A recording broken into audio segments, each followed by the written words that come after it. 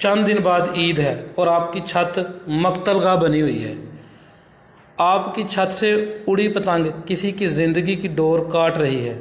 کیا آپ کو پتہ ہے، آپ کے علم میں ہے، آپ کا بیٹا آپ کی موجودگی میں کتنی زندگیوں کے چراغ گل کرنے کی وجہ بن رہا ہے؟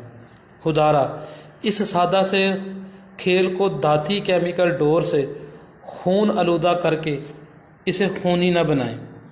ہر تفریح کے کچھ قاعدے قانون ہوتے ہیں، مگر انسانی زندگی سے بڑھ کے نہیں۔ پلیز اپنی چھت پر اپنے بیٹے کو دیکھیں، کہیں آپ کی چھت اس خونی مہم کا حصہ بن کے مقتل گاہ تو نہیں بن چکی، لوگوں کی زندگیاں تو نہیں لے رہی۔